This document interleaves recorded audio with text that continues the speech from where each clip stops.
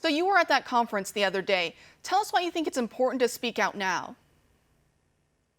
Well, what's been troubling from the very beginning is the strange lack of curiosity surrounding the election. There's been anomalies from the very beginning. There's certainly been reason to question some of the results in the election, and both from the media and from the Department of Justice, we just haven't seen the curiosity that this warrants. There's two types of evidence. There's the evidence that begins an investigation, and then, of course, the evidence that you find that could convict or show that there's no problem. And so what we have, though, we have plenty of evidence to start an investigation. We had statistical anomalies from the very beginning. We had reports of poll watchers being blocked either out of the room or kept at a distance so they couldn't see ballots, a number of other discrepancies as to how a free and fair election is supposed to run. And so that should cause people to wonder why.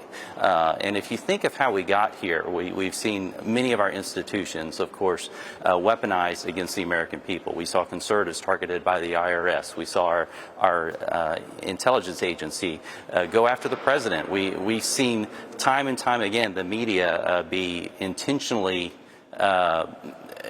biased against the president, and we've seen leaked audio and video to show that wasn't just a personal preference or bias, but that was intentional. And so when it comes to the post-election, and people are thinking that we're going to restore the confidence in the election by saying, oh, there's nothing to see here, Americans are wary.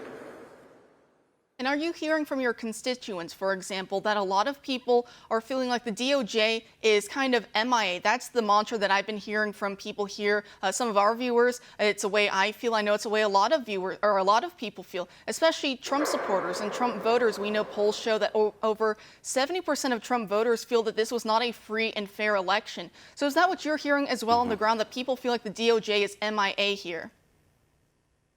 Well, and what's really telling is it's not just 75% of Republicans, it's 30% of Democrats who think that there's something wrong with this election. And the way the question was asked wasn't just, was there fraud in the election? It was, do you think the Democrats either switched votes or destroyed ballots in order to help Biden win? And 30% of Democrats responded and said, yes, we think that's likely happened. So we have a serious issue when half the voters in our country don't have confidence in the election system. So the way to restore that confidence is to investigate these allegations. We have witnesses coming forth, we have whistleblowers coming forth, and they're either lying under penalty of perjury or they're telling the truth. And so let's ask the honest questions. Let's do the investigation. And then when it comes to AG Barr, we sent a letter just days after the election because we began to see that it didn't look like much was happening in the way of an investigation or following up on these issues. And then especially when we think that the Durham report was supposed to be out months ago and got delayed and really ran out the clock on that. We don't have time to delay when it comes to what's going on right now. The only time to act on this is right now. And so we need to see action on this right now. And so after our first letter, we didn't feel like there was much going on. The one thing we don't have evidence of is we don't have evidence that there's being an investigation into these allegations. And so that's where we're at right now. So we sent another letter to follow up. We really want to see action on this. The American people deserve it.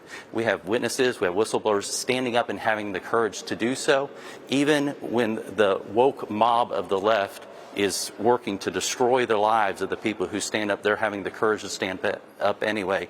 We need our elected officials in states across the country to have that same courage, and certainly the Department of Justice. Has the DOJ been transparent with Congress? Has there been open lines of communication between congressional members and the DOJ when there's so many concerns right now up in the air?